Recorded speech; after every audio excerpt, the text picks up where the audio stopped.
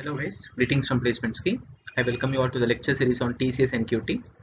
I'll be covering the exact questions that were asked on October 26th, 2020. I'll be covering the questions based on logical ability. Let's start with question 1. Okay, clearly it's a syllogisms based question.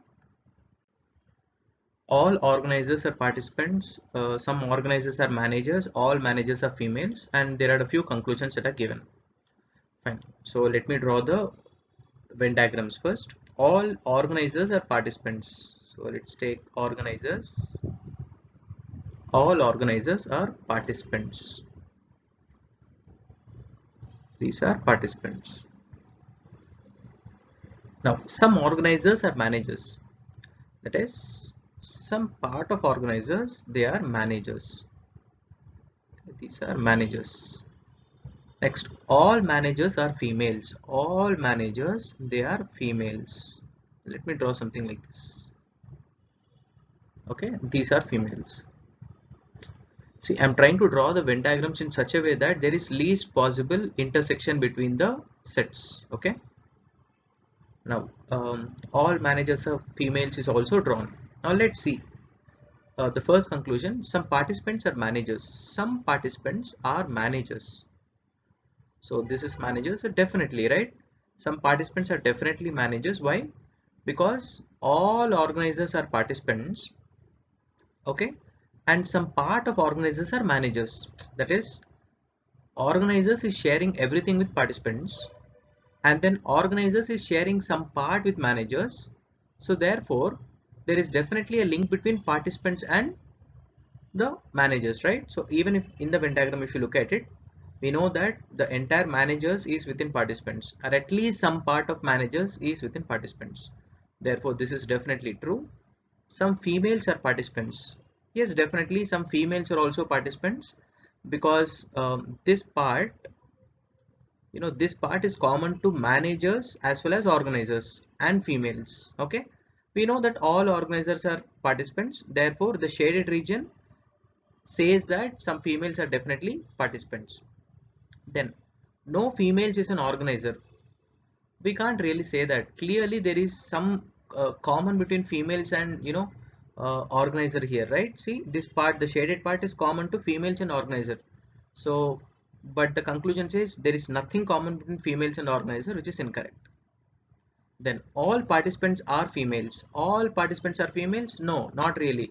Even if you look at this particular Venn diagram, all participants are not females, right? Because see, this entire section, the shaded region, is not common between participants and females. Okay, so we can't say that all of participants are females. Is it clear? Therefore the fourth conclusion is also incorrect. Therefore the only two possible conclusions are first and second. Therefore what is it? It is option C. Okay, there are 6 friends, P, Q, R, S, T and U in a group, and then there are a few conditions given with respect to the height as well as with respect to the weight of them.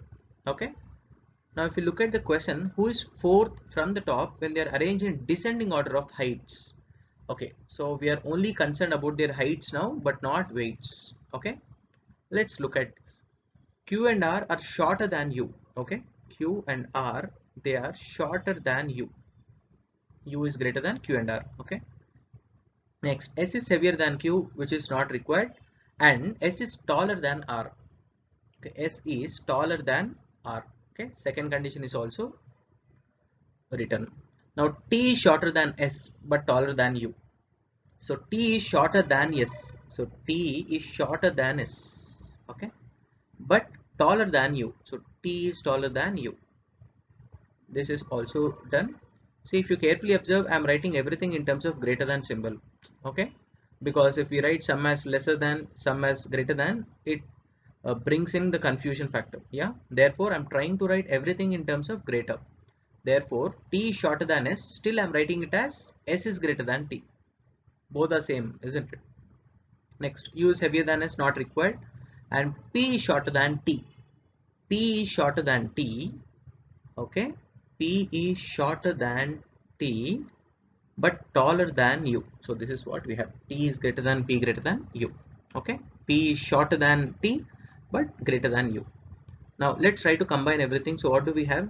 We know that T is greater than U, so I'm writing it here. T is greater than U and S is greater than T. So I'm writing this entire S greater than T greater than U here, so that we can write everything in terms of one line itself, in one equation itself. Okay, S greater than T greater than U greater than Q and R. Also we have the height of P is between T and U. So between T and U, P should stand, right? So let me also add that factor here. So we have S greater than T greater than P greater than U greater than Q and R. So clearly this is arranged in the descending order of their heights. S is the tallest, whereas either Q or R is the shortest. Okay. Now we are supposed to find who is fourth from the top. So S is first from the top, T is second from the top, P is third from the top, and U is fourth from the top. Therefore, option B, U is fourth from the top. So the takeaway is try to write all the constraints in terms of either lesser than or greater than. Okay, and then try to write everything in terms of one line, one equation, one inequation, whatever. Yeah, so that it's easy to compare. See, once I write it as this, it's easy to compare. We can easily say that S is greater than R. We can easily say that S is greater than Q, and so on and so forth, right? Read the following information carefully and answer the given questions. The candidate must have completed graduation from any stream with more than 70%. Okay. And then the second condition is with respect to the age. The third condition is with respect to the his degree and all of, PG diploma in creative writing with at least 75% marks. Okay. Now there are also exceptional conditions. Okay, that is, see, if the candidate fulfills all the above criteria except two, that is, if he fulfills 1 and 3, the first and the third conditions, but not 2, still we have an additional check. Okay, we don't eliminate him right away. What we'll have an additional check, which is if he has done post graduation in journalism, then his case would be referred to the vice president. Okay. Similarly, if you look at fifth, which is if the candidate fulfills all the above criteria except at 3, that is, if he satisfies the first and the second conditions but not the third condition, then immediately we'll have an additional check, which is if he secures more than 85% marks in graduation, then his case would still be referred to senior creative manager. Okay, so this is how the conditions are. Okay, now if we look at the case of Natasha, let's see what happens. She completed her graduation from commerce stream with 70% marks. So the first condition is not being satisfied, because we know that the score has to be more than 70%, but her score is exactly 70%. So the first condition is not satisfied. We know that we have exceptional conditions for 2 and 3, but not for 1. So 1 is a definite condition to be satisfied. So clearly Natasha has failed to satisfy the first condition itself. Therefore, immediately she will be rejected. Okay, she would not be selected. Therefore, option C is the right answer. Okay. As I told earlier, there are exceptional conditions for 2 and 3. Okay, that is, even if she doesn't satisfy 2, but if she satisfies conditions 1 and 3, then her case would be referred to, like, let's say 4 and 5 conditions. Yes, fourth condition. Or with respect to 3, we have fifth condition, but we don't have a additional check if she doesn't satisfy the first condition. Therefore, it is a definite condition to be satisfied, which is failing to satisfy in this case. Therefore, option C is the right answer. The management of organization has decided to give free lunch from next month to all the employees. Okay, it's a very good initiative, right? Now, what are the courses of action for that? The organization should appoint chefs who would prepare healthy and tasty food for the staff. Yes, so chefs have to be appointed so that they can prepare healthy and tasty food. This makes sense. So this is a possible course of action. Then we should first check whether pantry facilities are available or not, and the needful purchases have to be made. This also makes sense. And then the third one, the funds will have to be allocated to facilitate the new pantry facilities. Yes, all the three conditions make sense. All the three courses of action make sense, right? Once the management decided to give free lunch, so these are the possible course of action. They'll first have to appoint chefs so that they can prepare healthy and tasty food, and then first the pantry facilities have to be checked whether it's available or not, and If not, the new purchases have to be made, and also some funds have to be allocated to facilitate these facilities, right? So it completely makes sense. So all 1, 2 and 3 follow. Which is the wrong term in the following series?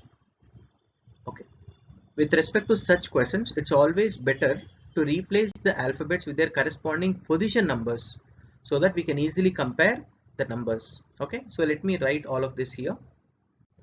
Fine. So I've written down all the terms along with their respective position numbers. Okay. Now let's try to compare this. Let's take the first alphabet in each term. Okay. Let me take 18, and then here 21, and then 24, and 1, and then 4. 1 and 4. Let's see if there is any pattern here. You have clearly have 18 plus 3 is 21, 21 plus 3 is 24, 24 1, or you can write it as 27, right? 26 plus 1, right? The cycle keeps repeating, right? So 24 plus 3 is 27 and 1 plus 3 is 4. So clearly there is no anomaly here. So there is a difference of 3. So let's check with the second term. Okay, second alphabet. Okay, so we have 19 here, 19, and then we have W, that is 23, and then we have A, that is 1, and then we have E, that is 5, and then we have I, that is 9.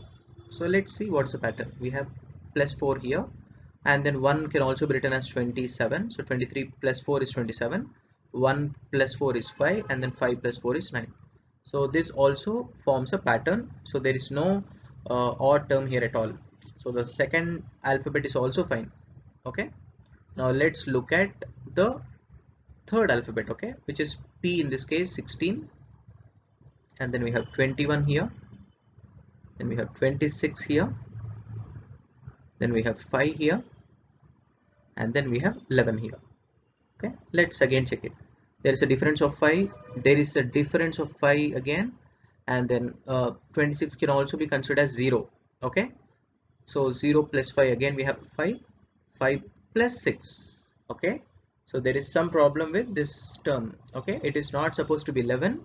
For the difference to be constant, for the difference to be 5, it is supposed to be 10. Okay, which is supposed to be J in this case. Okay, it has to be 10 so that it forms a unique consistent pattern.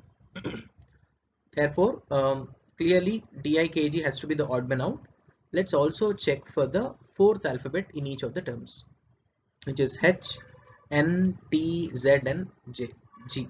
Let's see what the pattern is. H is 8, and then N is 14, and then T is 20, Z is 26, and then we have G, which is 7. Okay, so what is the difference here? Plus 6. What is the difference again? Plus 6. 20 plus 6, 26 or 0, they are the same.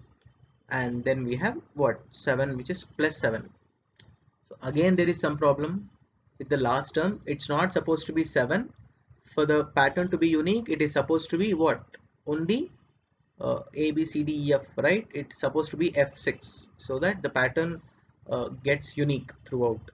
Therefore, clearly for the third alphabet as well as for the fourth alphabet, there is some mistake with respect to the with respect to the last term. Therefore, DIKG is the odd man out.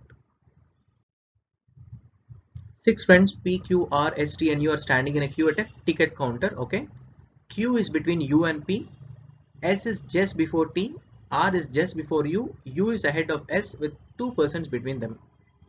See, whenever such questions are given, we have a few constraints. See, the order in which we choose the constraints also decides how many combinations we get. Okay, and that you get it by practice. So I'm trying to take U is ahead of S with 2 persons between them. U is ahead of S with 2 persons between them. Okay, now we know that S is just before T. Okay, R is just before U. R is just before U. So R comes here, and we also know S is just before T. S is just before T. So T has to be here. Okay. Now we know that there are only 6 friends and we have 6 positions, 1, 2, 3, 4, 5, 6. So clearly we'll have to fill in only these 2 persons. Who are this? We know Q is between U and P. Q is between U and P. So P is supposed to be here so that Q sits between or stands between U and P. Therefore, see, clearly we only got one pattern, I mean one combination. because of the order of the constraints we have chosen, right? Fine. So now we have got the entire combination as such. So let's see what is asked for. Who is standing at the last place in the queue? Clearly T is standing at the last place. R stands first, whereas T stands at the last place in the queue.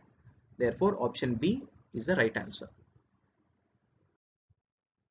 Which letter represents married athletes who are morning walkers also but do not exercise regularly? Okay, it's Venn diagrams based question. Now we have, let's first see which region represents married athletes. Circle is married persons, whereas a pentagon is athletes. So married athletes is what? The region which is common to these two. So I am just rounding off those two regions. G and F is the region that is common to circle as well as pentagon. Therefore, G and F represents married athletes. Okay, that's fine. We will also have to see married athletes who are morning walkers. So morning walkers and married athletes. So morning walkers is the entire square. We know that both G and F are within the square. Therefore, still married athletes who are morning walkers, this region is still G and F. Now, they should not exercise regularly. Okay, exercise, what is the shape for that? Exercise, it is rectangle. Therefore, G and F regions, and will have to exclude the region that falls within rectangle. So which is the region that falls within rectangle? G. So that has to be eliminated, because we know that married athletes who are morning walkers, but they should not exercise regularly. But G exercises regularly because it falls within rectangle. Therefore, F represents a region who are married athletes and morning walkers but do not exercise regularly. Okay, so which is option D. In a certain code, P plus Q, okay, so it's blood relations based question. I'm not reading it either. Let's try to solve it directly. You can pause the video to read the question and try it out yourselves. Okay, fine. So what do we have? F into G. So what is F into? Okay, let me write here. Into represents daughter, right? Daughter. And then we have minus. Minus is for what? Minus is for wife. Okay, and then we have plus. Plus is father, and then we have divided by, which is what? Brother. Okay, these are the representations. Okay, let's look at it. So if F into G, so F, okay, let me write it here. F into G, that is F is the daughter of G. I think you know the standard conventions by now. If not, you can always refer to my previous videos to learn that. Okay, as a quick recap, circle is for females, square is for males, and then we have this for the next generation, and then we have equals to for the married or for the husband-wife relationship, and then equal. This is for the sibling relation. Okay, these are the standard conventions I follow. Okay. Now we know that F is the daughter of G, G minus H, that is G is the wife of H. Okay, this is what we have. H plus J, that is H is the father of J. Next we have J by K, that is J is the brother of K. This is what we have. Okay, we are not sure of the gender of K, but we have got everything. G and H is a married couple, and F is a daughter of them, and J is a son of them, and K we are not sure of the gender yet. Okay, which of the following statements may not be true? It's may not. Okay, well, let's look at the first one. H is the father of K. H is the father of K. Yes, definitely H is the father of K. This makes sense. K is the son of G. K may be son or daughter of G because the gender of K is not known. Therefore this may not be true. Okay, now J is the brother of F. Clearly J is the brother of F. Also F is the sister of K. Yes, F is the sister of K. Therefore option B may not be true. Therefore option B is the right answer.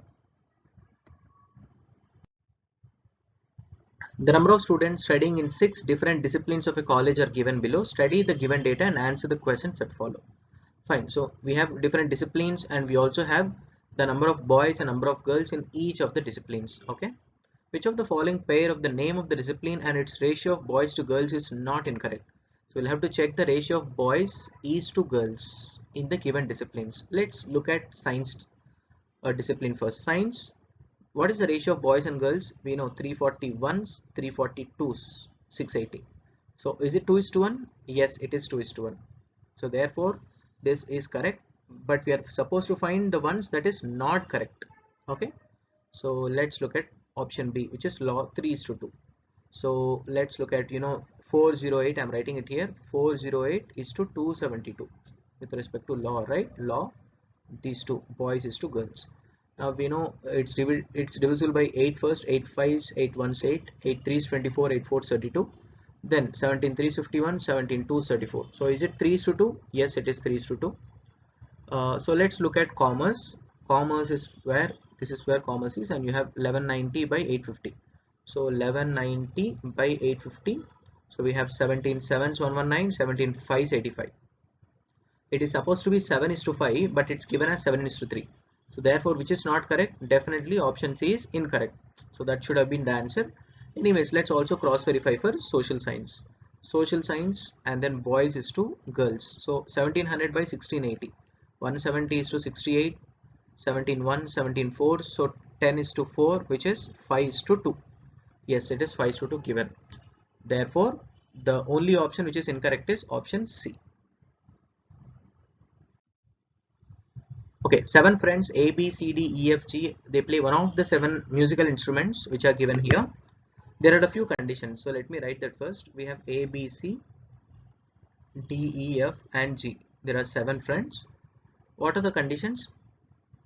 F plays piano. So let me start with this because it's a direct constraint. Okay, F plays piano. So I'm writing it here. F plays piano. So piano is done. Next, A plays drum. That is also given. A plays drum. Okay, so I have also crossed it here. Now E does not play Congo. Okay, we know A, G, and H. Sorry, A, E, and G. They do not play violin, flute, and guitar. So I'm just rounding that off. Violin. They'll not play violin. They'll not play flute, and they'll also not play guitar. So what should those three play? A, E, and G. They should only play Dolak, Congo, and we know already A is playing drum. So let's eliminate that. So let's only take it as E and G does not play violin, flute, and guitar.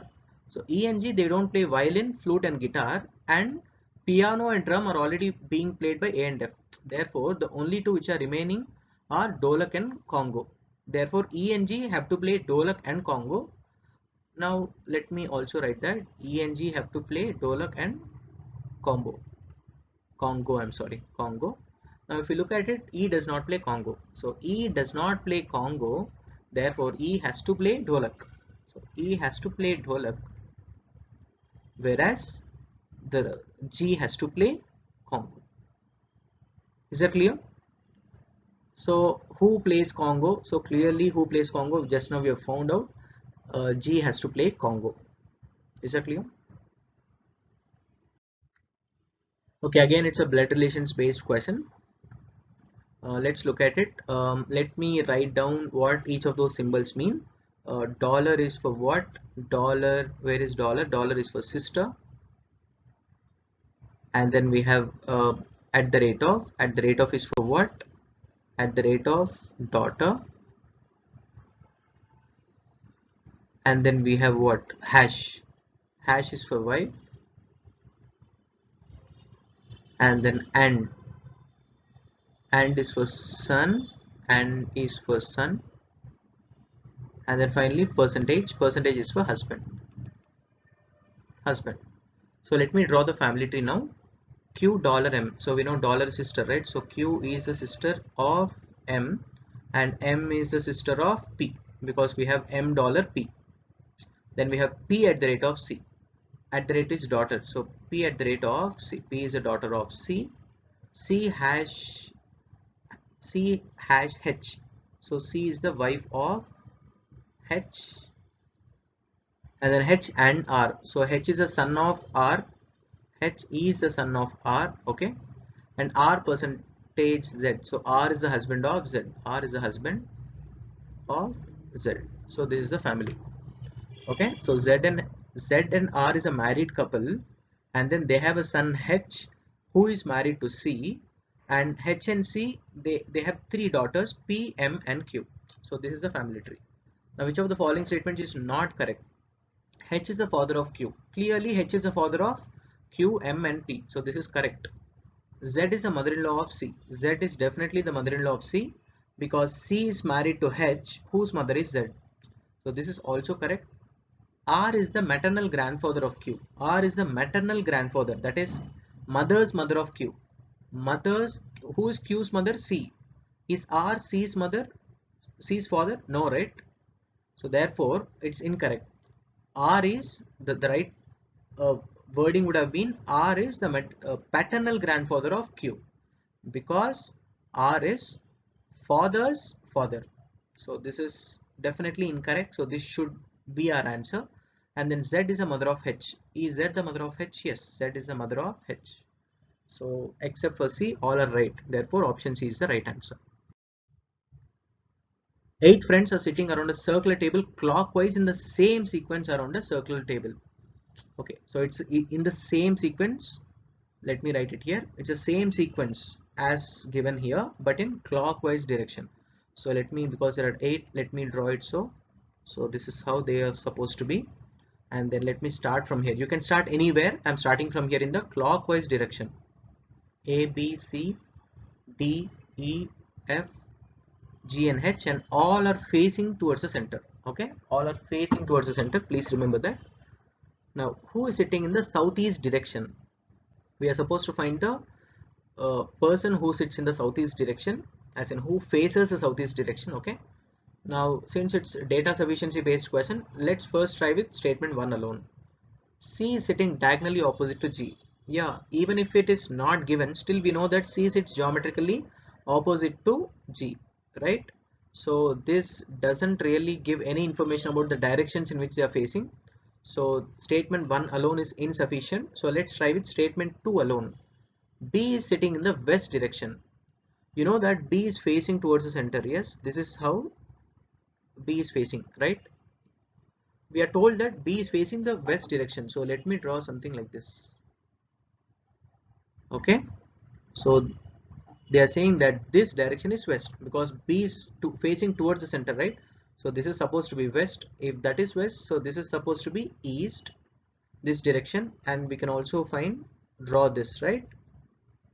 This. So this is supposed to be north and this is supposed to be south. Why? Because they are at equal distance between them. There is an equal distance between them. Therefore, this direction is supposed to be north and this direction is supposed to be south. Okay. Now, who faces the southeast direction? You know what is this is east. Let me take a different marker. This is east and this is what? South. We are supposed to find who faces the southeast direction. That is, we are supposed to find who faces this direction. We know that clearly G faces the center, so G faces the southeast direction. So the statement 2 alone was sufficient to find who is facing southeast direction. Therefore, what is the right answer? It is statement 2 alone is sufficient. Therefore, option B is the right answer. We need not even combine because using statement 2 alone we were able to answer the question. Thank you everyone. Let's meet in the next lecture.